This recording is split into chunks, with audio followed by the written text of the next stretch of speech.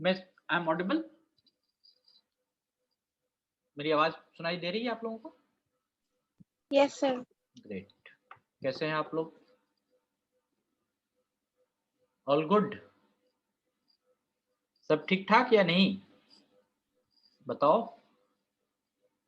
सौरभ, सब ठीक ठाक चल रहा है? ध्रुव, ध्रुव तुम कहीं बैठते हो ना तो तुम्हारे सर पे एक लाइट आती है पीछे से।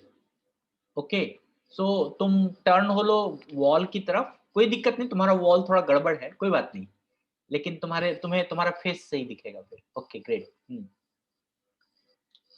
हाँ, क्या हालचाल है उस्मा? बढ़िया है। रोजा रखी है नहीं रखी है? जी सर, जी सर। रखी है, वेरी गुड। ओके, और इमरान, इमरान खान रोजा रखा है कि नहीं रखा है? रखी हुई है। आवाज डाउन है आज। आज कौन सा रोजा है? नंबर कितना रोजा हो गया खत्म? 15। 15 हो गए हो? आधा तो साधा, आधा अगर फिनिश कर लिया तो पूरा। अब तो कोई दिक्कत नहीं, जल्दी निकल जाए। Good. Okay, we will be talking about IEP, Individualized Education Program या प्लान। ओके, कल आप लोगों ने डिस्कस किया होगा फॉर्मेट के बारे में या नहीं? किया था या नहीं किया था? किस किस ने डिस्कस किया था? यस सर किया था। क्या पता चला? सर वो तो फर्स्ट ईयर वाले बताएंगे। क्यों, तुम क्यों नहीं बताओगे? एंड जो जिसने अपना कैमरा ऑन नहीं किया वो प्लीज कैमरा ऑन करो। जिसने हाँ सर डिस्कस किया था, पूरा कराया था, लेकिन ना कुछ पार्ट्स ऐसे थे जो नहीं समझ में आ रहे थे। हाँ, वो डाउट्स हैं, वो एक तरह से वो आपसे ही पूछने थे। गुड। और क्या समझ में आया था कीर्ति? क्या समझा आपने कल के डिस्कशन से? तो सारे सेक्शन समझे थे। हाँ, क्या क्या समझा? मतलब जब अगर वो पेपर सामने होगा तो मैं समझा पाऊंगी। नहीं कोई बात नहीं, ऐसे ही बताओ। क्या ओवरऑल क्या समझा उसके बारे में? कि उसमें बच्चे का प्लान बनाते हैं कि उसको क्या गोल अचीव करना है। Very good. This is very clear in one line statement. I can say IEP क्या है? एक प्लान है और उसको अचीव करना है, गोल को अचीव करना है for the development of students. Good. This is again Riya and Pratham and Kamrul and Chanchal and Ananya. Last warning. Okay, मैं कहता हूं तो कहता हूं, और मैं अभी 2 मिनट के बाद 1 मिनट के बाद मैं मीटिंग भी लॉक करूंगा। Okay, the IEP individualise education plan में हमें सबसे पहले हमें अंडरस्टैंड करना है, दिस इज अ फॉर्मेट। एक क्या है? एक डॉक्यूमेंट है, एक फॉर्मेट है जिसको हमें भरना है। और वो इसलिए भरना है कि प्लानिंग हमेशा क्या होना चाहिए? लिखा हुआ होना चाहिए हमारे पास। जब तक वो रिटन डॉक्यूमेंट नहीं होगा तब तक हम उस काम को नहीं कर सकते। पहली बात, the first is the IEP is a written document to plan and execute the class for the children or for the student. Okay, then if it is a written document, तो इसको और and if it is a written document and in the form of planning, तो कब बनाना चाहिए? काम करने से पहले बनाना चाहिए या काम करते समय बनाना चाहिए या काम करने के बाद बनाना चाहिए? सर काम करने से पहले। काम करने से पहले बनाना चाहिए। So it is very clear, this document you have to prepare before going to the class. ठीक है, ये नहीं कि हम ये जो डॉक्यूमेंट है ये हम तब बना रहे हैं कि जब क्लास ले लिया तब बना रहे हैं, जब मन चाहा तब बना रहे हैं, ऐसी बात नहीं है। इस डॉक्यूमेंट को तब हमें बनाना है जब हमें क्लास लेने जाना हो, उससे पहले बनाना। Next part is the document has different sections. बहुत अलग अलग सेक्शंस हैं इस डॉक्यूमेंट में। पहला सेक्शन इज मैं just I share you. Let me take out. Okay.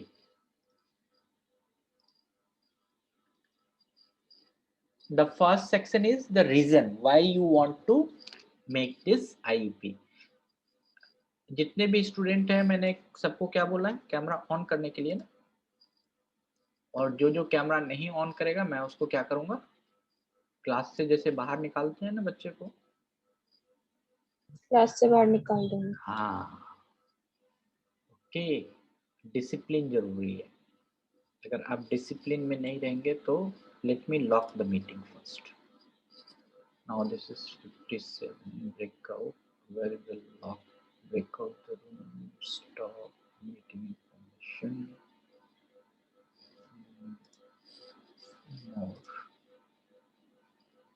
Okay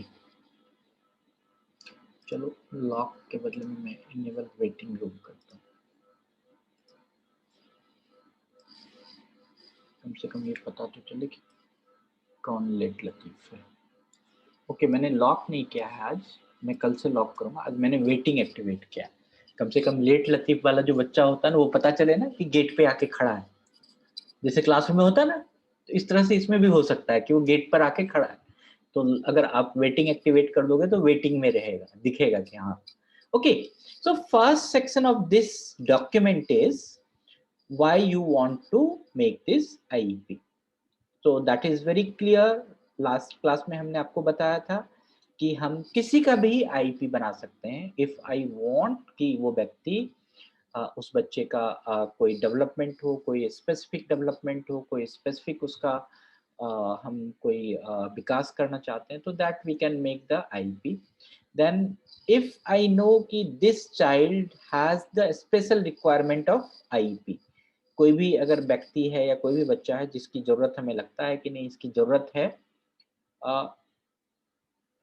उसको हम बना सकते हैं. Then third point is I am putting it here, student not formally identified but required special education services. कोई उसकी जरूरत मैंने उसको आइडेंटिफाई नहीं किया, लेकिन कोई उसको ऑल्टरनेटिव ट्रेनिंग, ऑल्टरनेटिव उसकी कोई एक्सपेक्टेशंस है, लर्निंग एक्सपेक्टेशंस है या कोई अकोमोडेशंस है, उसके बारे में हम उसको ट्रेनिंग दे सकते हैं. Then second part is the giving the making students profile, कि उस बच्चे का नाम क्या है, किस क्लास में पढ़ रहा है, उसका कोई विशेष योग्यता है तो उसके बारे में.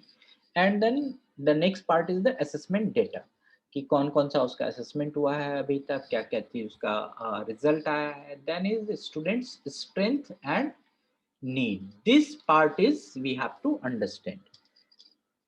What do you mean by strength? कोई बताओ. स्ट्रेंथ क्षमता का मतलब क्या होता है? सर मतलब कि हम क्या क्या कर सकते हैं. जैसे सर जैसे किसी बच्चे को सुनने के अच्छा होता है कि वो हाँ सुनता है सही से टीचर की बात को, तो उसकी ये विशेषता हो जाएगी कि हाँ वो गुड लिसनर है. Okay so I will go reverse in the sense I will start with the needs. क्या नीड है, नीड कैसे पता करेंगे, किसी भी व्यक्ति का नीड कैसे पता करेंगे, किसी की जरूरत कैसे पता करेंगे. सबसे पहला जरूरत है कि अगर किसी व्यक्ति का कोई करंट नीड है, तुरंत में कोई करंट नीड है, हो सकता है तुरंत में उसकी कोई करंट नीड नहीं हो, ये भी पता हो सकता है, या कोई उसको इंटरवेंशन की जरूरत है या फिर कोई एक्शन की जरूरत है. इस तरह की बात जो तुरंत ही करंट में उसकी जरूरत है उसको हमें पहले देखना चाहिए. तो उसको देखने के लिए क्या कर सकते हैं, से for example some child he is the hearing impairment, he has hearing impairment. तो करंट नीड क्या होगी उसकी, हियरिंग एड, कि अगर हम हियरिंग एड लगा दें तो क्या होगा, तुरंत उसका सुनना वो स्टार्ट कर देगी. If some person he has a kind of maybe financial need, वो भूखा है कई दिनों से, तो उसके पहले खाना की जरूरत पहले जरूरी पूरा होना चाहिए या फिर पहले पढ़ाई करने के लिए बैठे हैं, पेट भरा हुआ होना चाहिए या पढ़ाई जरूरी है, बताओ. खाना जरूरी है. ओके तो अगर हम if we know about all this things कि उसकी करंट में क्या जरूरत है, क्या एक्शन, या क्या इंटरवेंशन जरूरत है, वो हमें समझना सबसे पहले जरूरी है. Then second is the history और मे बी हिस्ट्री और सस्पिशियस प्रॉब्लम, कि कोई ऐसा प्रॉब्लम्स हुआ था या तुमको सस्पेक्ट कर रहे हो कि ये प्रॉब्लम उसके साथ हो सकता है, या फिर वॉचफुल वेटिंग हो, तुम वेट कर रहे हो, ऑब्जर्व कर रहे हो उस बच्चे को कि उसको किस चीज की जरूरत है, कौन सी प्रिवेंटिव एस्पेक्ट्स की जरूरत है, कौन सी प्रिवेंटिव एक्टिविटीज की जरूरत है.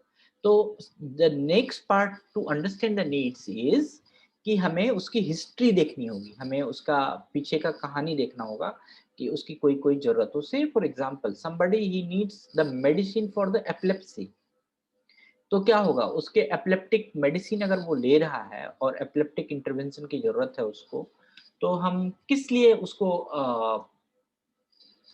तो उसको हम क्या करना चाहेंगे. पहले हमने हिस्ट्री में देखा कि उसको एपिलेप्टिक इंटरवेंशन की जरूरत है, तो हम उसको मेडिसिन देना पहले पसंद करेंगे, हम उसको मेडिसिन देंगे. तो अगर हमें कोई रिक्वायरमेंट या हम कोई मॉनिटरिंग कर रहे हैं, उसका पूरा जो इवैल्यूएशन किया है या उस बच्चे के बारे में जो भी इंफॉर्मेशन लिया है उसको अगर हम मॉनिटर करें, उसको ऑब्जर्व करें, या हम उसको वॉचफुली वेट करें, तो हमें पता चलेगा कि इसको किस किस चीज की जरूरत है. Then the problem is interfering with the functioning. अगर मान लो कि कोई ऐसा चीज है, कोई ऐसा प्रॉब्लम है जो उसके काम करने में उसको क्या कर रहा है, दिक्कत कर रहा है. क्या जैसे हो सकता है, may be the speech therapy he may required. तो उसको हमें क्या करना होगा कि अगर हम स्पीच थेरेपी कर देंगे तो इसका आवाज क्लियर हो जाएगा, तो क्या होगा, कम्युनिकेशन सही हो जाएगा. May be he need the communication device. अगर हम उसको कम्युनिकेशन डिवाइस दे दें तो क्या होगा, जो उसका काम करने का तरीका है वो बढ़ जाएगा. May be he need something the adaptation, कोई बदलाव चाहिए, उसके पेन में बदलाव चाहिए, उसके पेंसिल में थिकनेस चाहिए, तो हम वो अगर कर दें तो क्या होगा, उसका लिखने का तरीका बदल जाएगा. So we have to find out कि कौन सा प्रॉब्लम है जिसके कारण उसका जो फंक्शंस है, जो भी काम करना उसका, वो इंटरफेयर हो रहा, वो रुक रहा है. रिक्वायर्ड एक्शन और intervention to ensure that the need is addressed. और वहां पर इंटरवेंशन की जरूरत होगी कि उसकी जो जरूरत है वो एड्रेस हो जाए. देन अब जो मेजर नीड है, जो एक और नीड है जो भूल जाते हैं आप लोग हमेशा आईपी लिखने में, and this is very important. Problem are dangerous और डिसेबलिंग, रिक्वायर्स इमीडिएट और इंटेंसिव एक्शंस.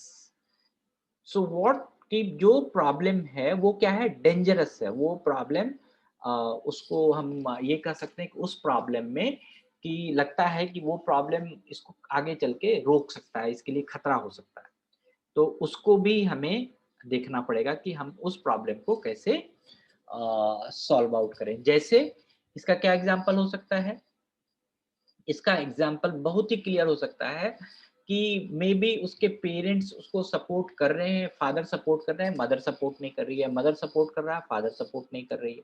तो उस समय क्या होगा कि हमें देखना होगा कि अगर दोनों का सपोर्ट नहीं होगा तो हो सकता है डेंजरस हो सकता है क्या डेंजरस हो कि जो एक कोई भी बैरियर है उसके लर्निंग में या उसके एनवायरनमेंट में, वो उसको डिसेबलिंग कंडीशन उसके लिए ज्यादा पैदा कर रहा है. हो सकता है उसका चश्मा टूटा हुआ हो बहुत दिन से और वो उसको चश्मा नहीं है तो उसके कारण प्रॉब्लम हो सकता है. So that is how you have to understand कि कौन सा चीज है जो कि डिसेबलिंग कंडीशंस पैदा कर रहा है, ये चीज समझना बहुत जरूरी है. और उसमें अगर कोई इमीडिएट इंटरवेंशन या इंटेंसिव एक्शन की जरूरत है तो वो करना. तो how you can understand the needs. The number one is कोई भी उसकी करंट नीड है और कोई भी एक्शन रिक्वायर्ड है करंट नीड में, तो वो चीज हमें देखना है. नंबर टू, हम we can go through the history और सस्पिशियस ऑफ प्रॉब्लम्स और रिक्वायर्ड मॉनिटरिंग और ऑब्जर्वेशन, देन वॉचफुल वेटिंग कि क्या क्या हम प्रिवेंटिव एक्टिविटीज उसके लिए कर सकते हैं. The second part. The third part is problem interfering with the functioning. कोई ऐसा चीज जो कि कोई ऐसा प्रॉब्लम जिसके कारण उसका फंक्शनिंग जो है कि प्रॉब्लम में है, वो फंक्शन सही से नहीं कर पा रहा. And then problem are dangerous और disabling to the required that may require the immediate action or immediate need.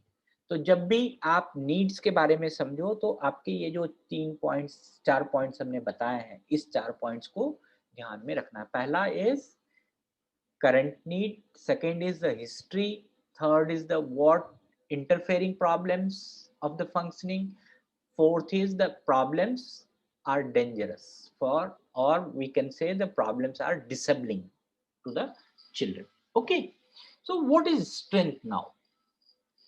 Strength is see where you have to find this strength. कहाँ तुम पता करोगे स्ट्रेंथ के बारे में? जो जानकारी लेनी है कहाँ पता करोगे? कोई भी बोलो। अगर हम किसी का स्ट्रेंथ जानना चाहते हैं तो कहाँ जानेंगे? सर उस बच्चे से ही जानेंगे, उससे चीजें करवा के। कहेगा कुछ नहीं, बच्चे से नहीं जानेंगे। अभी हमने सचेतन में नहीं आई थी ना? No sir. ओके, ऐसे ही मत आया करो। हम अब आप लोगों के लिए भी 10 बजे का सचेतन कल से जो है वो कर रहे हैं, सचेतन का भी अटेंडेंस काउंट कर रहे हैं। Okay, then what where to find out the strength, first important part. Okay, कोई भी बोलो, कोई भी बोलो। कहाँ हम पता करेंगे स्ट्रेंथ? किस जगह पे? दूसरा, चंचल, कोई भी बोलो।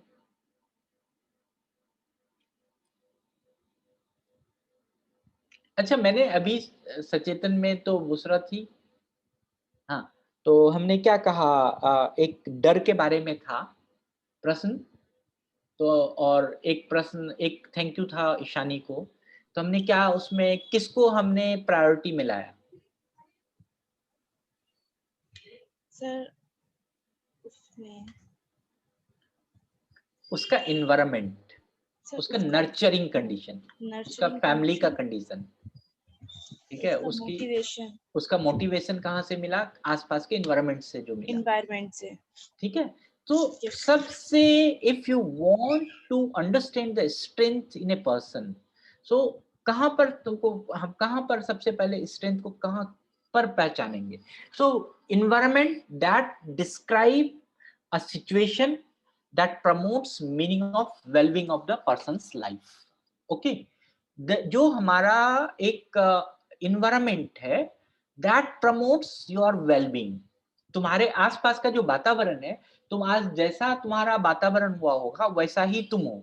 अगर तुम मान लो कि आज खुशी खुशी जगे होगे तो आज खुशी खुशी होगा, आज कोई तुम्हारा मूड सुबह सुबह खराब कर दिया होगा तो आज मूड खराब होगा। Am I right? या नहीं? क्या अनन्या, ऐसा ही? आज झगड़ा तो नहीं हुआ किसी से? नहीं हुआ। ओके, अच्छी बात है। तो अगर हम एनवायरनमेंट के बारे में समझते हैं, एनवायरनमेंट के बारे में जानते हैं, तो हमें क्या करना होगा? सबसे पहले हमें ये देखना है कि वो जो वेल-बीइंग है उसका जो आज का जो अच्छाई है या उस व्यक्ति की जो खुशी है, उस व्यक्ति के जो इमोशंस हैं, सबसे इम्पोर्टेंट इमोशंस है या नहीं है? आज अगर तुम खुश हो तो तुम बड़े आराम से पढ़ोगे, और अगर आज तुम दुखी होके बैठोगे तो तुमको पढ़ने में मन नहीं लगेगा। तुम अगर कहीं तुम्हारा कॉल आने वाला होगा किसी दोस्त का, किसी का, तो तुम आज यहाँ क्लास में बैठे रहोगे लेकिन दिमाग कहीं और रहेगा, तो तुम्हारा वेलबींग क्या करेगा? सफर करेगा। So in if you want to have a meaning और if you want to promote the wellbeing of any individual, so we have to find out कि उसका इन्वायरमेंटल सिचुएशन कैसा है। सबसे पहला, जब हम डिसेबिलिटी पढ़ते हैं तो डिसेबिलिटी में सबसे पहला एक क्या होता है? Environmental condition, environmental factor, then is the individual factor. Am I right? जब आपको हमने डिसेबिलिटी पढ़ाया होगा, फर्स्ट ईयर को भी पढ़ाया था शायद, पता नहीं पढ़ाया होगा, लेकिन सेकंड ईयर को तो पढ़ाया, जितना याद है शुरू में, अगर फर्स्ट ईयर में, कि जो इन्वायरमेंट, अगर हम डिसेबिलिटी को अंडरस्टैंड करना चाहते हैं तो हमें दोनों ही पार्ट को अंडरस्टैंड करना होगा, इन्वायरमेंटल फैक्टर को भी और उस व्यक्ति का इंडिविजुअल फैक्टर को। तो सबसे पहला जो स्ट्रेंथ हमें फाइंड आउट करना है वो कहाँ पर करना है? इन्वायरमेंटल फैक्टर पे करना है, कि उस इन्वायरमेंट में, उस जगह पर उस व्यक्ति का कैसे क्या कंडक्ट है, कैसे उसको। एक मिनट होल्ड करो।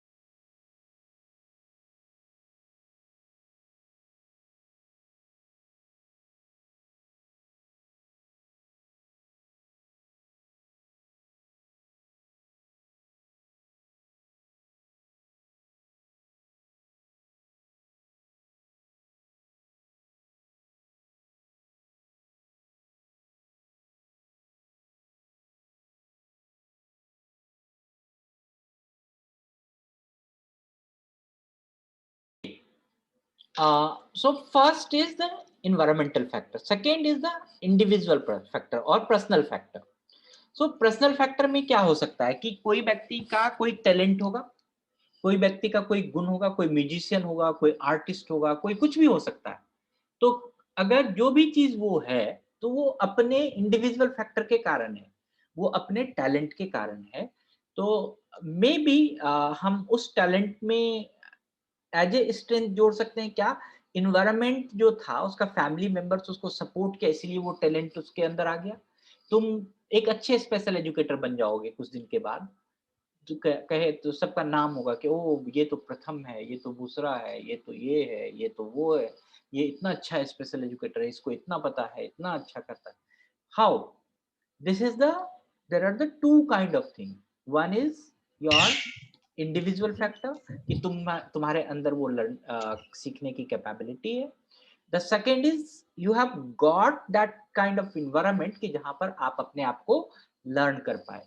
अगर दोनों ही चीज नहीं होगा तो मुश्किल होगा. तो जब भी हम कोई भी पर्सनल कैरेक्टरिस्टिक्स के बारे में बात करते हैं, किसी भी व्यक्ति का व्यक्ति विशेष गुण के बारे में बात करना चाहते हैं, तो वहां पर हमें दोनों का इंटरेक्शन देखना चाहिए, इन्वायरमेंट का भी और पर्सनल फैक्टर का भी. तो जब हम स्ट्रेंथ के बारे में पता करेंगे, presence of strength, the presence of strength has the two basic factors. One is the environmental factor, second is the individual factor. दोनों को मिला के किसी का स्ट्रेंथ बनता है. Got it? किसी को इसमें समझ में आया या नहीं आया स्ट्रेंथ को समझ में? तो अब हम कैसे बात करेंगे? How we will find out the strength? What kind of, जैसे हमने नीड्स के बारे में हमने अपने दिमाग को खोला कि ये चीज है, सो इसी तरह से स्ट्रेंथ को खोलने के लिए हमें सबसे पहले ध्यान में देना है कि वेल डेवलप्ड और सेंटर स्ट्रेंथ. वेल डेवलप्ड और सेंटर स्ट्रेंथ. हम कहते हैं कि वेल डेवलप्ड स्ट्रेंथ क्या है. तुम्हारे, मान लो कि मैं तुमसे पढ़ाई, अभी मैं पढ़ा रहा हूँ तुम्हें, ठीक है, मैं पढ़ाया जा रहा हूँ, अपने दिमाग को यूज कर रहा हूँ, मैं पॉइंट्स बताए जा रहा हूँ. मीन्स हमारे दिमाग में ये सब मसाला है तब तो निकल रहा है ना, कि नहीं? अगर ये मसाले मेमोरी में नहीं होते तो क्या होता, क्या होता बताओ? फिर हम किताब देखते, तुमको किताब से नोट्स लिखा देते, कुछ कर लेते, कहीं कर लेते, कैसे भी कर लेते, उससे कहानी बन जाती. ओके.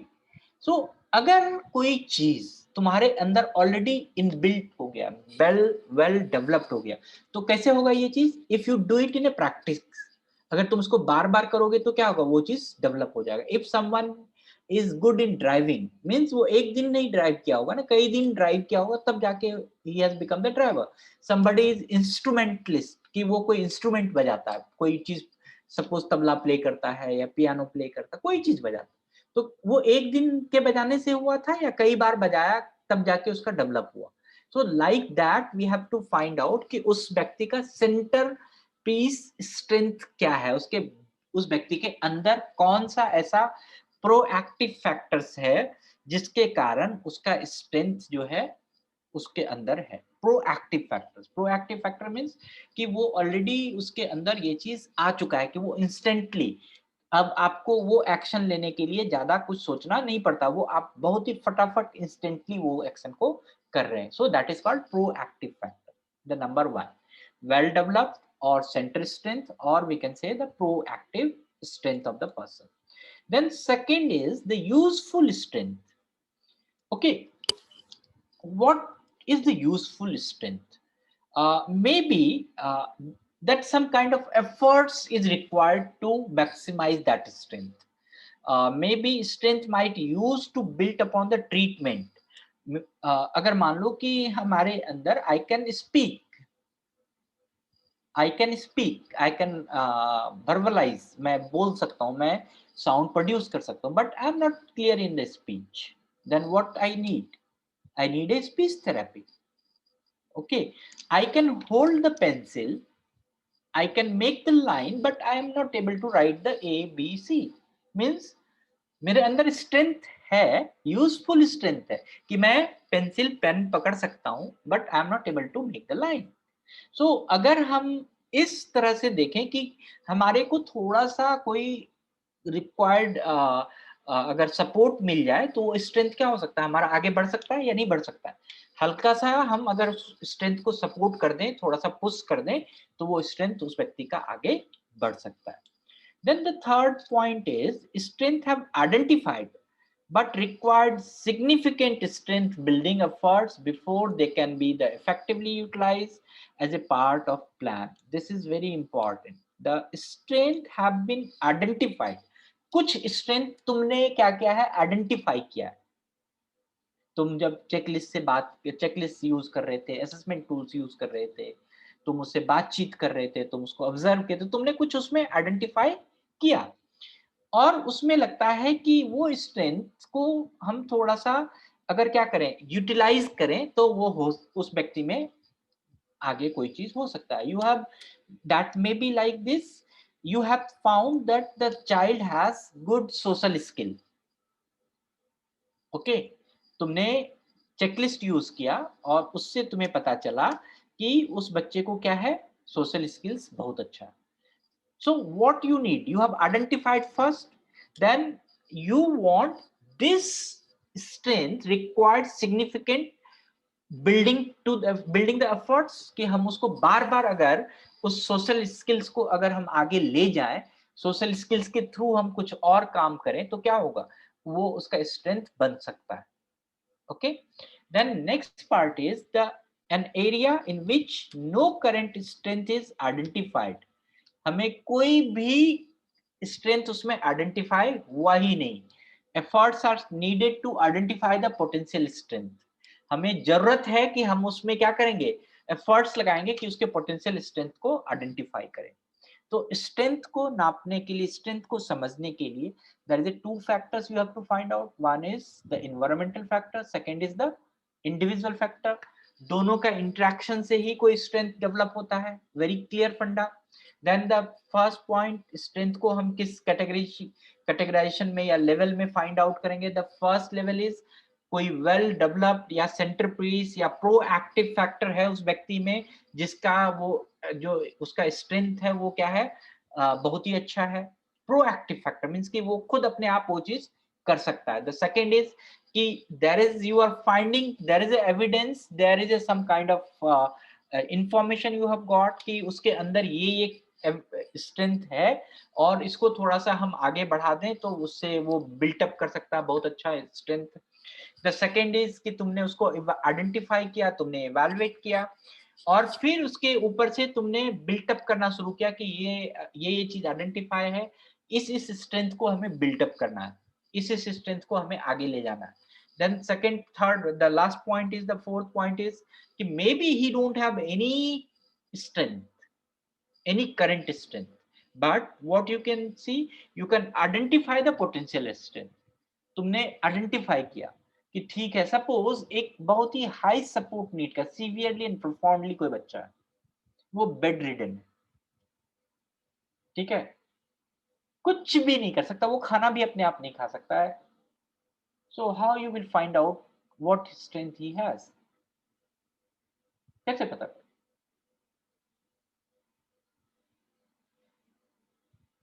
बोलो। There is no current strength, तुम उसको पता नहीं कर पा रहे हो। So you are putting your efforts to identify the potential strength. How you will put your potential efforts, कैसे तुम अपना एफर्ट्स लगाओ, क्या पता करो, कैसे, क्या चीज लगेगा कि इसमें कोई स्ट्रेंथ है? जो बोलेगा उसको, आज ये मैं बहुत दिन से पेन लिख रहा था, मेरे हाथ में कोई चीज आता है तो उसमें एनर्जी आ जाती है ना, मैग्नेट, वो ये पेन आपको मिल जाएगा, ग्रीन कलर का pen. Okay, if you give the good answer. Sir वैसे हम उसके पेरेंट्स से पूछ सकते हैं, क्या पता वो थोड़ा वो तो चौथे पांचवें पॉइंट में था, पेरेंट्स से पूछने का, आइडेंटिफाई करने का।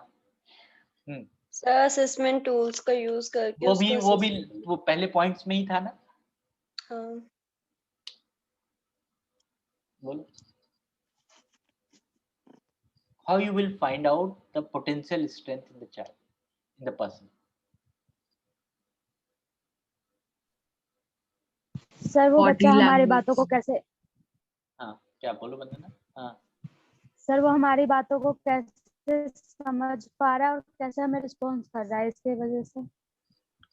कुछ हद तक 50% के दावेदारी में है। अगर मान लो 2 लोग हो जाएंगे तो कोई पेन का ढक्कन ले लेना, कोई रिफिल ले लेना, कोई कंटेनर ले लेना। ओके और कोई? सर चाइल्ड को पढ़ाने के बाद या ऑब्जर्व करके। वो तो था ना ऊपर ही ऑब्जर्व करने का कहानी। सर पढ़ाने के बाद भी उसकी स्ट्रेंथ का पता चलता है। ओके सो थोड़ा थोड़ा बंदना है, इसको जीत सकती है इस कलम को, ठीक है। अगेन वी विल डिसाइड कि देना है या नहीं देना, लेकिन फुल्ली एग्रीएबल नहीं है, बट यस। इसने क्या कहा बंदना, तुमने फिर से बोलो उस बात को। सर मैंने उससे बोला था कि बातचीत हम, करके हाँ, और वो कैसे हमें रिस्पॉन्स वो कर रहा हमें है, कैसा आंसर रिस्पॉन्स कर रहा कर है रहा है। उसके अगर बाद। हम बातचीत भी नहीं करें, बॉडी लैंग्वेज, ठीक है, तो अगर हम उस बच्चे के पास गए तो उसकी सांस तो चल रही होगी या नहीं है? सांस चल रही होगी ना, कि नहीं चल रही होगी? बताओ हाँ या ना। चल रही है। सर उसकी जो आई बॉल्स है वो ब्लिंक तो कर रहा होगा, जो पलक है वो तो झपक रहा होगा, ब्लिंक तो कर रहा होगा। वो कुछ ना कुछ तो हल्का सा फेस में भी एक्सप्रेशन ला रहा होगा, या शकल को भी हिला रहा होगा, कुछ तो कुछ कम्युनिकेट कर रहा होगा या नहीं। So if I am finding all these small things, तो क्या होगा, ये कुछ उसका स्ट्रेंथ है या नहीं है? बड़ा स्ट्रेंथ नहीं है, लेकिन छोटा छोटा स्ट्रेंथ है या नहीं है? तो यस सर। अगर उसकी सांस चल रही है तो उसको आगे कोई तुम और भी एक्टिविटी करा सकते हो। जिंदे बच्चे को ही एक्टिविटी करा सकते हो ना, जिंदे लोगों का भी एक्टिविटी करा सकते हो, मरे हुए लोगों को तो एक्टिविटी नहीं करा सकते। तो हम तो पहले ही कंडीशन में है कि उस वो अलाइव है, I can do it as a educator, as an teacher. हमने ये डिसाइड किया कि उसमें कुछ ना कुछ तो है जहां से हम कोई काम स्टार्ट कर सकते हैं।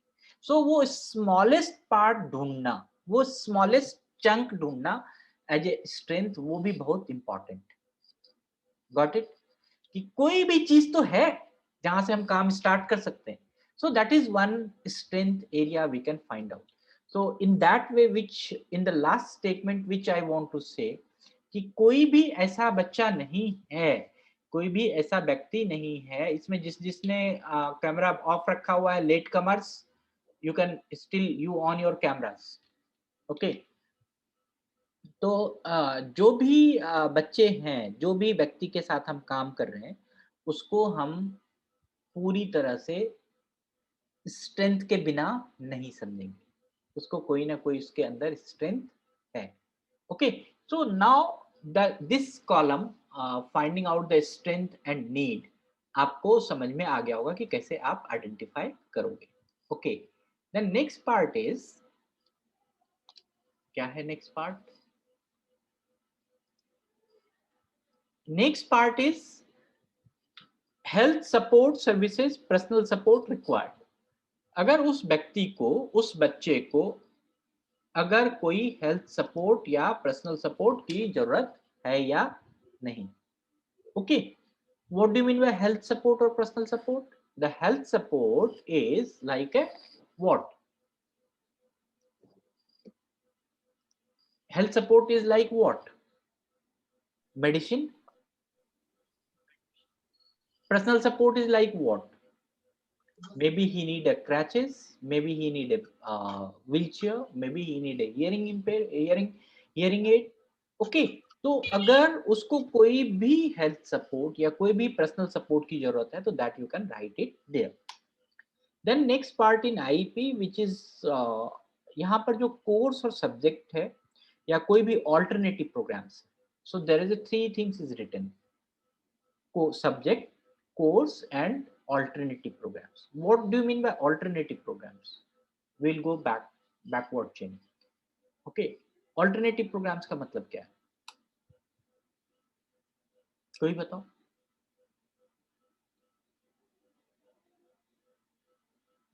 हमने मनोविकास में we have made the quality of life program. Okay, जिसमें ज़्यादा क्या काम करते हैं हम लोग, उसके बच्चे के जो भी खुशी है, जो भी उसका जॉय है, उस पे काम करते हैं कि अगर उसको योगा करने से, डांस करने से, म्यूज़िक करने से उसका जॉय बढ़ सकता है। So that is the alternative programs. Okay, अगर हमें लगता है कि कोई बच्चे को हम पढ़ा-लिखा नहीं सकते हैं, तो उसके लिए कोई अल्टरनेटिव प्रोग्राम्स तो बना सकते हैं ना, कि हो सकता है उसके लिए कोई थेरापेutiक प्रोग्राम्स बना लें, कोई रिक्रिएशनल प्रोग्राम्स बना लें, कोई को-करिकुलर का प्रोग्राम बना लें, करिकुलर का प्रोग्राम बना लें, तो these are the alternative programs. Okay, then what do you mean by the course? बहुत सारे बच्चे ऐसे होंगे जो कि किसी कोर्स में होंगे, जो हो सकता है कि वो हॉस्पिटैलिटी के कोर्स में हो, रिटेल के कोर्स में हो, कोई भी कोर्स प्रोग्राम कर रहा हो। और बहुत ऐसा बच्चा जो होगा सब्जेक्ट पढ़ रहा होगा, वो 10th क्लास का मैथ्स पढ़ रहा होगा, हिंदी पढ़ रहा होगा, साइंस पढ़ रहा होगा, to which the IP programs apply. अब ये जो आईपी प्रोग्राम है, जो तुम ये आईपी बना रही है, वो उस बच्चे को कहाँ अप्लाई करेगा, कहाँ उसके किस प्रोग्राम में तुम्हारा आईपी उसको सपोर्ट करेगा। So that is you have to very clearly you have to think yourself कि इस बच्चे का जो मैं आईपी कर रही हूँ वो मैथ्स पढ़ने में करेगा, इस बच्चे का जो मैं आईपी बनाया है वो हॉस्पिटैलिटी पढ़ने में करेगा, इस बच्चे का जो हमने आईपी बनाया वो कोई अल्टरनेटिव प्रोग्राम सीखने में करेगा। तो जब भी आप ये आईपी बना रहे हो तो आपको ये सोचना होगा कि इस आईपी का यूज उसके किस प्रोग्राम में करेगा। वो बहुत सारे प्रोग्राम्स में जा रहा होगा, बहुत सारे एक्टिविटीज में वो बच्चा जा रहा होगा, पार्टिसिपेट कर रहा होगा, so that you have to find out कि वो कहाँ पर यूज करेगा। And identify each as a modified, accommodated and alternative. Okay, there is a 3 parts here: modification, alteration and accommodation. ठीक है, ये 3 तरह का चीज है यहाँ पर।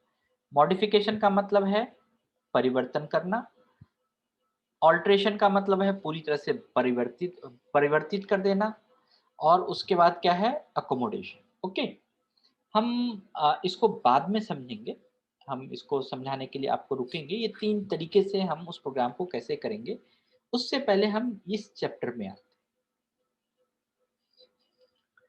जब आप कोई भी सब्जेक्ट, जब आप कोई भी आपने चुन लिया है, जो भी सब्जेक्ट चुना है कि ये आईपी उसको इस सब्जेक्ट में फ़ायदा करेगा, या ये आईपी उसको इस कोर्स में पढ़ने में फ़ायदा करेगा, ये आईपी उसको किसी अल्टरनेटिव प्रोग्राम में जाने में फ़ायदा करेगा। तो क्या फ़ायदा करेगा, कैसे फ़ायदा करेगा, ये तो सोचना होगा ना, कि नहीं सोचना होगा?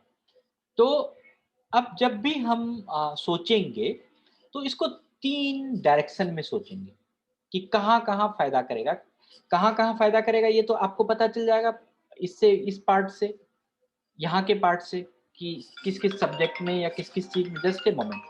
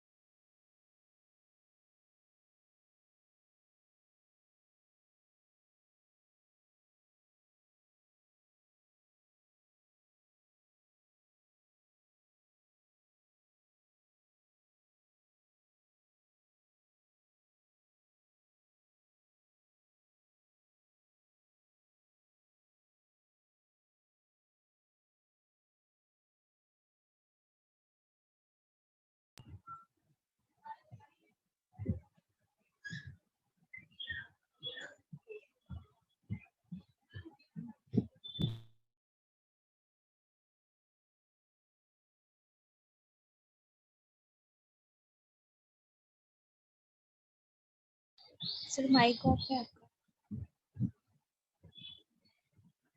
Thank you. Okay, so now the first part is you got to know is कि किस ये जो आईपी आप बना रहे हो वो ये कहाँ पर उसको यूज में आएगा, कहाँ पर वो यूज कर पाएगा।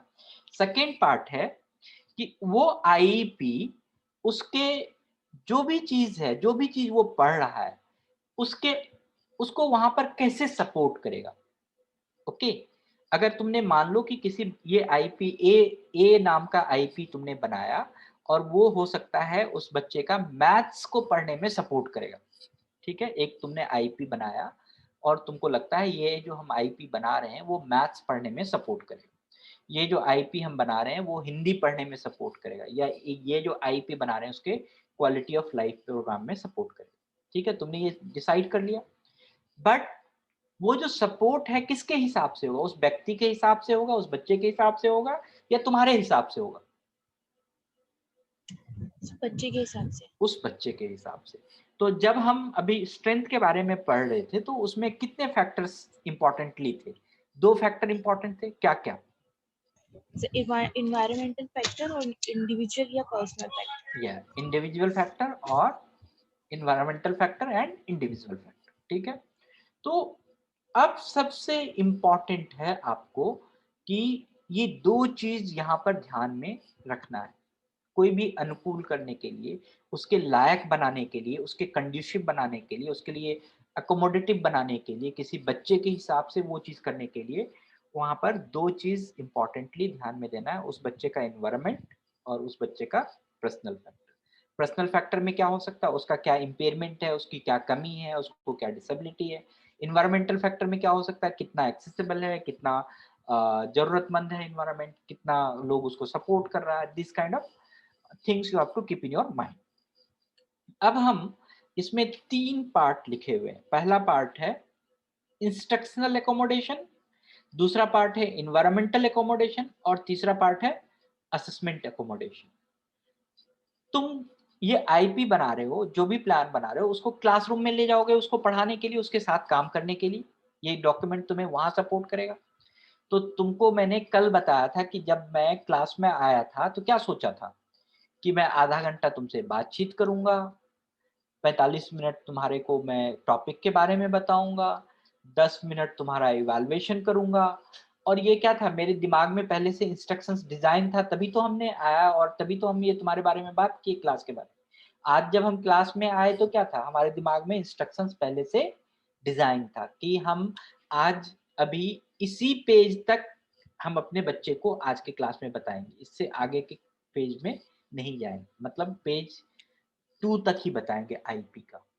पेज 2 तक बताने के लिए हमने क्या क्या चीज किया, हम सबसे पहले स्ट्रेंथ के बारे में बताए, नीड्स के बारे में बताए, बहुत सारा इस आईपी डॉक्यूमेंट के बारे में बताए कि ये डॉक्यूमेंट है, इसका एक फॉर्मेटिव डॉक्यूमेंट है, ये सारा चीज बताया।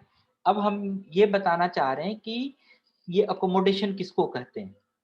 सो ये सारे इंस्ट्रक्शंस कहाँ है, एज ए टीचर वो उसने क्या किया हुआ, प्लान किया हुआ। तो एज ए टीचर तुम्हें भी प्लान करना होगा कि तुम जो क्लासरूम में ये आईपी इंप्लीमेंट करोगे तो कैसे करोगे। That is called instructional accommodation. Okay, instructional accommodation का मतलब कि तुमने निर्देश क्या क्या बनाया है कि तुम इस आईपी को किस किस तरीके से इंप्लीमेंट करने वाले हो, कहाँ कहाँ तुमने क्या करना है। Got it?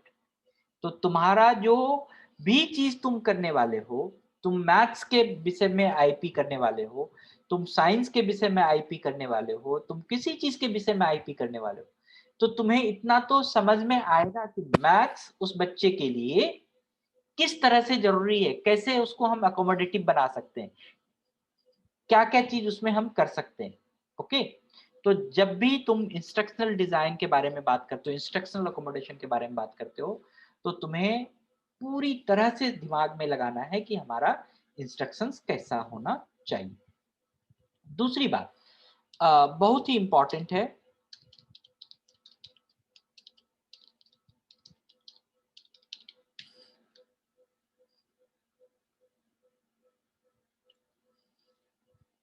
आपको कोई भी इंस्ट्रक्शनल अकोमोडेशन को डिजाइन करने से पहले क्या क्या चीज सोचना चाहिए, खास करके in the terms of children with disability.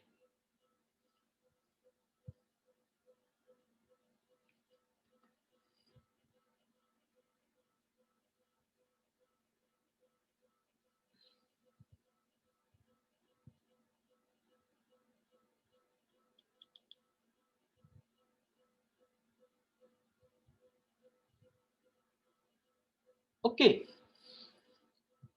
Just a minute.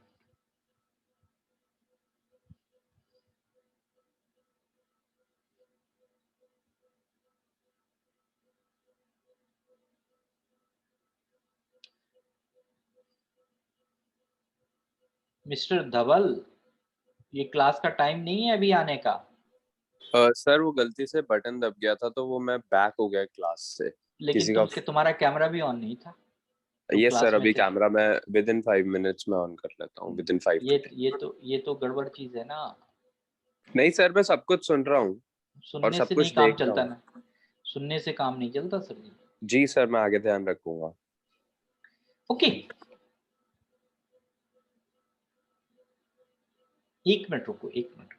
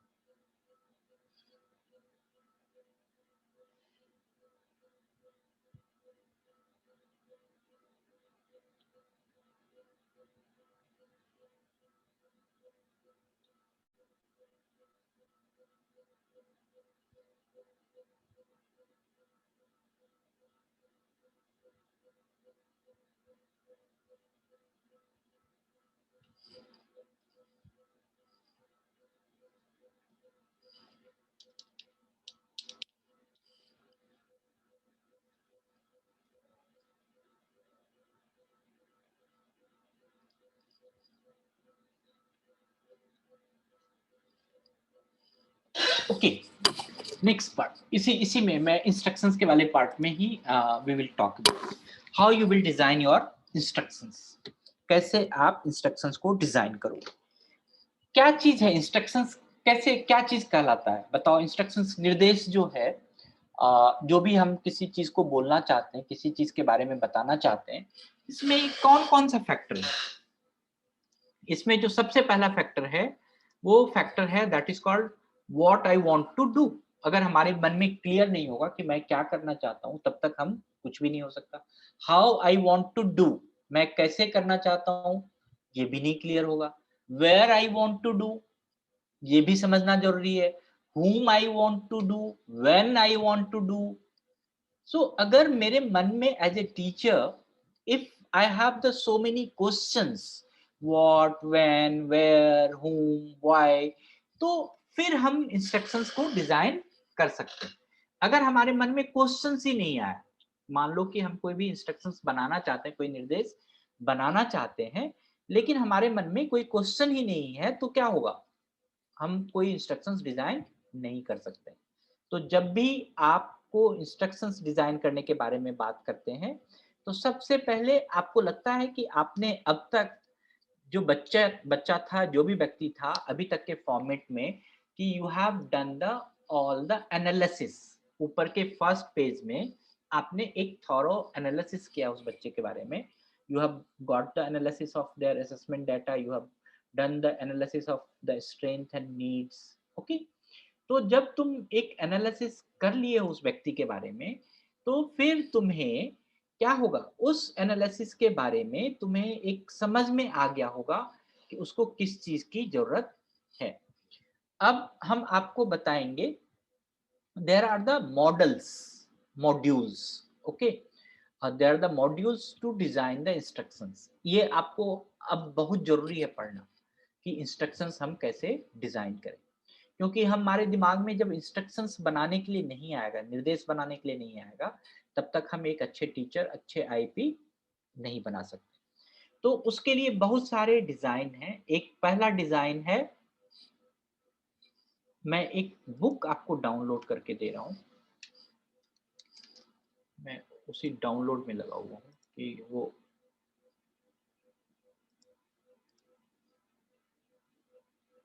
एक मिनट रुको।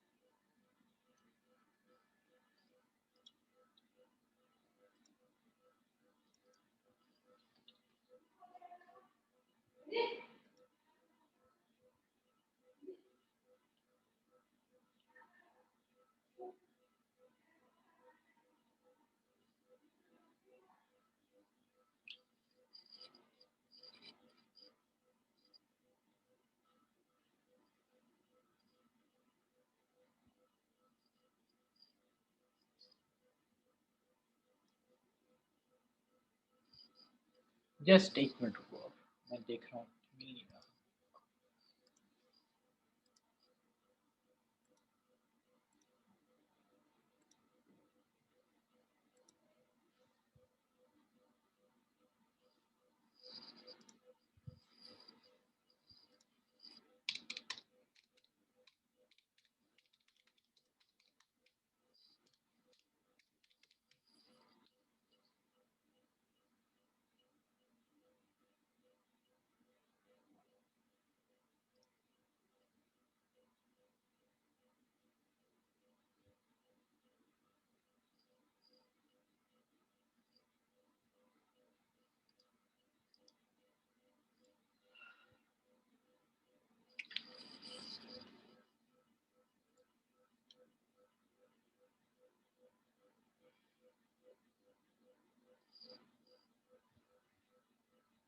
Okay, so there is a, मैं कहाँ शो करूँ? Okay, let me show it here.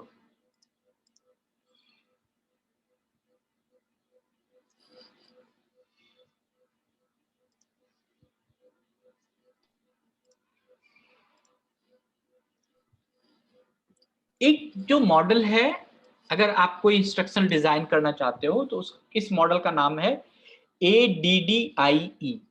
Okay, AD model, ये फर्स्ट इंस्ट्रक्शनल डिजाइन का मॉडल है। इस मॉडल में हम सबसे पहला स्टेप लिखते हैं एनालिसिस, कि अगर हमें किसी भी चीज के बारे में कोई निर्देश डिजाइन करना हो, कोई इंस्ट्रक्शंस डिजाइन करना हो, किसी क्लासरूम में जाने से पहले हमें कोई इंस्ट्रक्शंस डिजाइन करना हो, तो सबसे पहला मॉडल है एडी। एडी मॉडल का मतलब होता है step 1 is the analysis.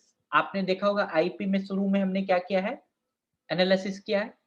Okay, उसके बाद स्टेप 2 इज द डिजाइन।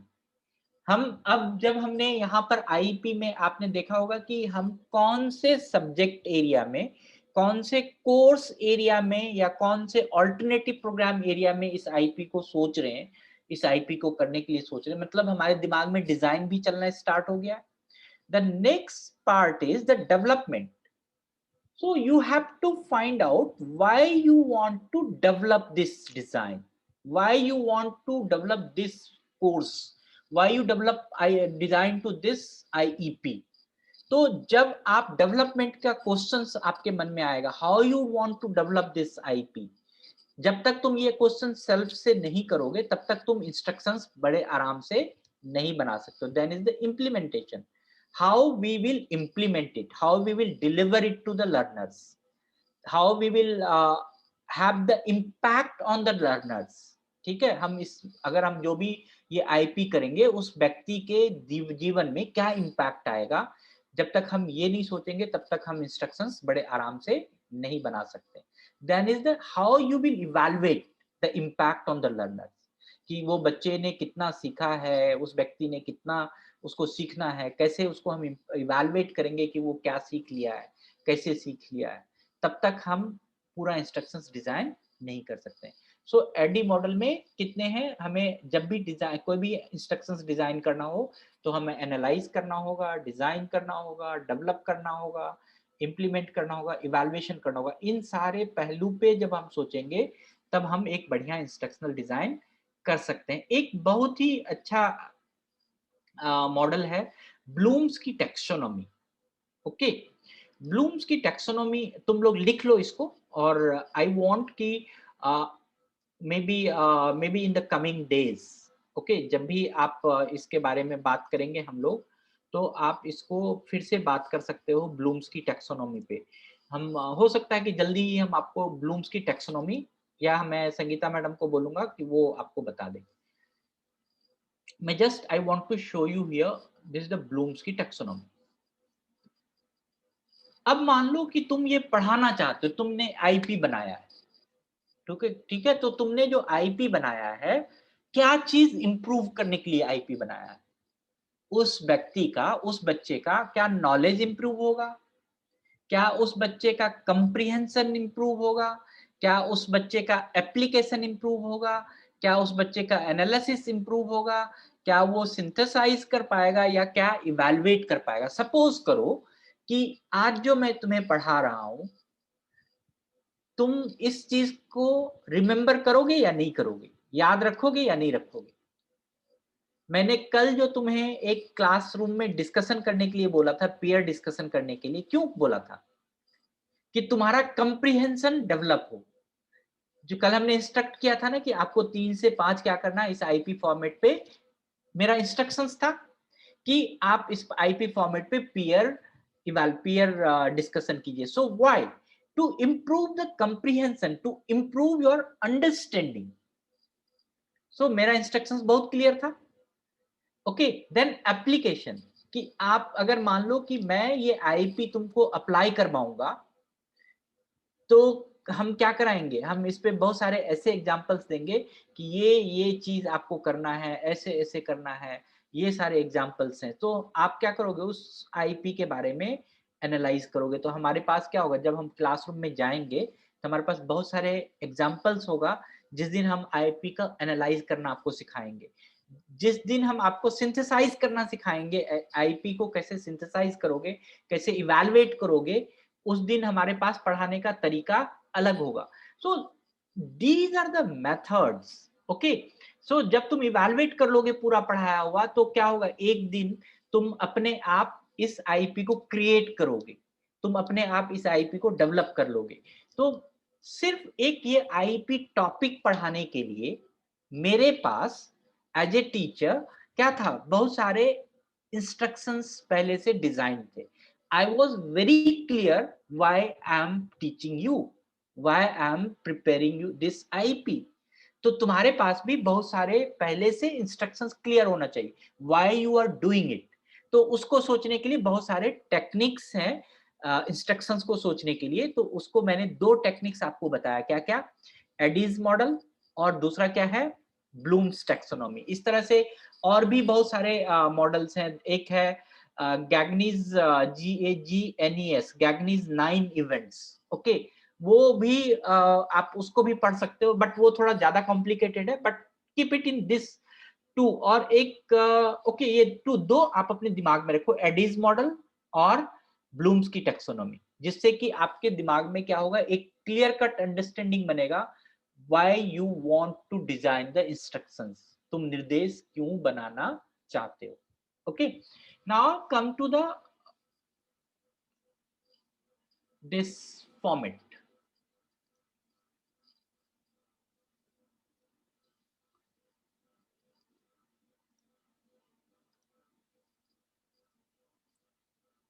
अब तुम्हारे मन में तुम जो अनुकूल करना चाहते हो उस व्यक्ति को, वो सब्जेक्ट पढ़ाने, उसी के हिसाब से वो सब्जेक्ट तुम पढ़ाना चाहते हो, उसके लायक तुम पूरा एक डिजाइन करना चाहते हो, उसी व्यक्ति, उस स्टूडेंट के बेस्ड तुम एक प्लान बनाना चाहते हो। So you can right the instructions. ठीक है, तुम किस लेवल में काम करना चाहते हो, कैसे काम करना चाहते हो, तुम उस इन्वायरमेंट को एकोमोडेट करना चाहते हो, तुम उस इन्वायरमेंट में कुछ बदलाव लाना चाहते हो, उसके जो जहां पर वो पढ़ रहा है उसमें कोई बदलाव लाना चाहते हो। सपोज करो कि हम उसको पार्क में पढ़ाना चाहते हैं, हम फील्ड में पढ़ाना चाहते हैं, हम उसको रियल चीज के बारे में नॉलेज देना चाहते हैं, रियल हम उसके बारे में करना चाहते, क्या होगा, इन्वायरमेंट, पढ़ाने का क्लासरूम भी बदल जाएगा ना, इन्वायरमेंट भी बदल जाएगा ना, तो उसके बारे में हम लिखेंगे। Then the next part is the assessment accommodation। सिर्फ पढ़ना इंपॉर्टेंट नहीं है, पर learning is not much important, the performance is very important. अगर मान लो कि तुमको मैं सिखा दूं आईपी बनाना, आज मैं आईपी के बारे में इतना मेहनत करके तुम्हें पढ़ा रहा हूं, तो मैं क्या चाहूंगा कि तुम जब आईपी बनाओ एक एक बच्चे का, तो क्या होना चाहिए, वो टॉप क्लास का होना चाहिए, उसका इम्पैक्ट बच्चे के लाइफ में अच्छा होना चाहिए। तो मैं तुम्हें जो आज ये पढ़ा रहा हूँ उसको कैसे इवैल्यूएट करूंगा? तुम जब आईपी बना के लाओगे और बच्चे की लर्निंग अगर इन्हांस होगी, तुम आईपी इंप्लीमेंट करोगे, बनाओगे, इंप्लीमेंट करोगे और बच्चे की जो लर्निंग इन्हांस होगी, उससे मैं तुम्हारा इवैल्यूएट करूंगा कि आज का जो ये क्लास है वो तुम्हारे लिए कितना इम्पैक्टफुल था। या हो सकता है आईपी का एक एग्जाम होगा तुम्हारे लिए और उसमें तुम कितना नंबर इवैल्यूएट कर सकते हो, कितना नंबर स्कोर करोगे, उस पे तुम्हारा ये हम पता करेंगे कि आज का क्लास कितना इम्पैक्टफुल है। या हो सकता है जो तुम आईपी का फाइल बनाओगे वो कितना इम्पैक्टफुली तुम बनाओगे, कितना उसका इफेक्टिव बनाओगे, उस पे क्या हो सकता है, तुम्हारा आज की क्लास का मूल्यांकन हो सकता है नहीं।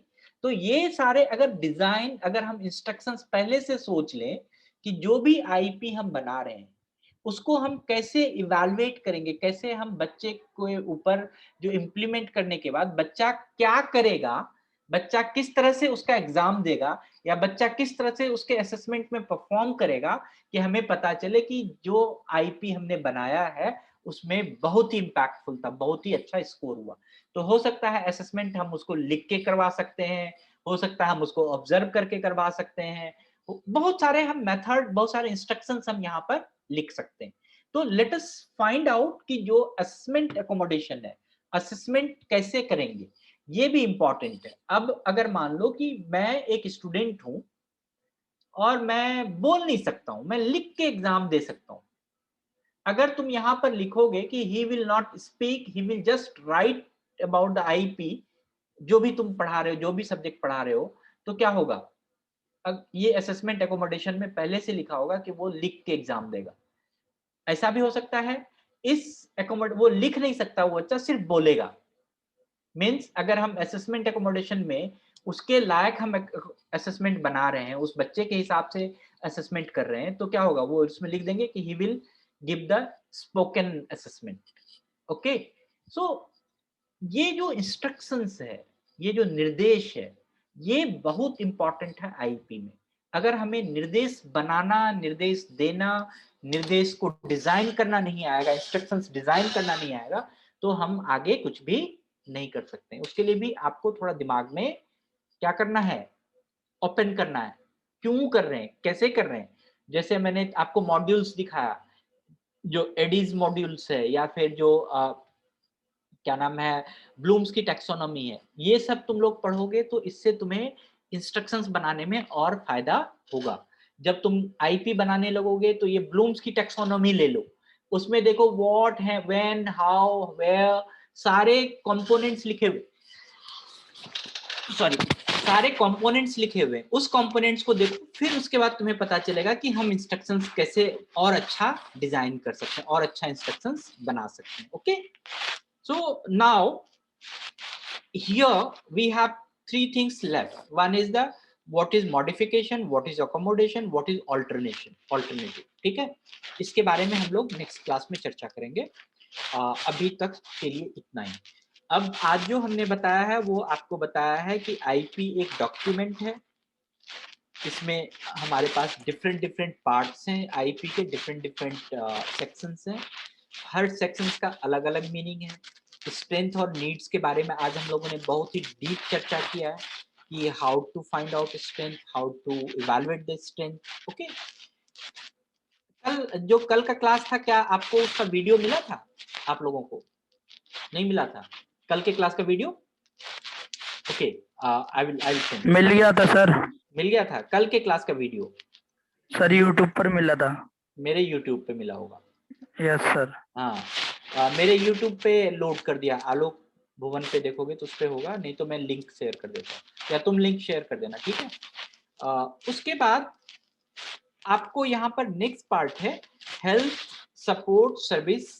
तो आपको इसके बारे में बताया कि क्या क्या हेल्थ सपोर्ट सर्विस हो सकता है। देन ये जो आईपी आप बना रहे हो, सब्जेक्ट क्या होगा, किस सब्जेक्ट के लिए, किस कोर्स के लिए, किस ऑल्टरनेटिव प्रोग्राम्स के लिए इम्प्लीमेंट करना है, अप्लाई करना है, उसके बारे में पता होगा। Then we have discussed more about the how to design the instructions, accommodative instructions. Accommodative instruction means कि उसी बच्चे के, उसी स्टूडेंट के अनुरूप हम कैसा इंस्ट्रक्शंस बनाएंगे। तो हम एक इंस्ट्रक्शनल, यहाँ पर इंस्ट्रक्शनल अकोमोडेशंस के बारे में लिखा है, इन्वायरमेंटल अकोमोडेशंस के बारे में लिखा है, असेसमेंट अकोमोडेशंस के बारे में लिखा है। इसको और भी हम लोग कल डिटेल में देखेंगे कि इंस्ट्रक्शनल अकोमोडेशन कैसे करेंगे। आज सिर्फ और सिर्फ तुम इतना सोचे हो कि इंस्ट्रक्शंस डिजाइन कैसे करेंगे, उसके बारे में तुम्हें दिमाग में आया। Got it? कि हमें इंस्ट्रक्शंस डिजाइन करना कैसे है वो भी दिमाग में रहना चाहिए, जिसमें कि एडीज मॉडल और ब्लूम्स की टैक्सोनॉमी हमने आपको बोला है। ठीक है, लेकिन ये जो 3 पार्ट है इसमें, इंस्ट्रक्शनल डिजाइन, एनवायरमेंटल डिजाइन और असेसमेंट अकोमोडेशन, ये सब हम कल या जो भी अल्टरनेटिव क्लास होगा उसमें बताएंगे, और मॉडिफिकेशन, अकोमोडेशन, ऑल्ट्रेशन के बारे में बताएंगे। Means still this page, second page of the IP has yet to complete. Okay, thank you. अब किसी के पास कोई क्वेश्चन है? किसी के पास कोई सवाल है? जो व्यक्ति आज लेट आया है, एक तो आज मैंने आपको वेटिंग रूम में रखा था, ठीक है, और आप समझ गए होंगे कि आपको क्यों वेटिंग रूम में रखा गया। जैसे क्लासरूम में लेट आते हैं तो क्या करते हैं, बच्चे को गेट पे खड़ा करते हैं ना, तो कम से कम शर्म महसूस करा करो इसमें जूम पे भी कि तुम कहाँ खड़े थे, गेट पे खड़े थे। So that you make you to feel you are in the real world, virtually you can feel। Second part कि जितने आपके जो भाई बंधु सब हैं वो ये इस आईपी क्लास में अगर नहीं आएंगे और नहीं समझेंगे तो उनको आगे प्रैक्टिकल करने में बहुत ही असुविधा होगी, जिसका कारण हम लोग नहीं होंगे। वो खुद अपने लाइफ में हमेशा यही कहेंगे कि हमारी जिंदगी असुविधा के लिए खेल है। हमारी जिंदगी में इतनी असुविधा थी क्योंकि हम असुविधा रहने वाले ही थे, असुविधित व्यक्ति ही थे। हमने हमेशा अपनी लाइफ को ही असुविधा में जिया है, इसीलिए उसकी जिंदगी ही असुविधा वाली रहेगी। तो जितने भी दोस्त हैं उनको समझा दो कि कम से कम पढ़ने के लिए चालू हो जाए। और आज आप लोग 3 से 5 में, ठीक है, अपने आप सेल्फ डिस्कशन करोगे again on the ADDIE model and Bloom's की टैक्सोनॉमी।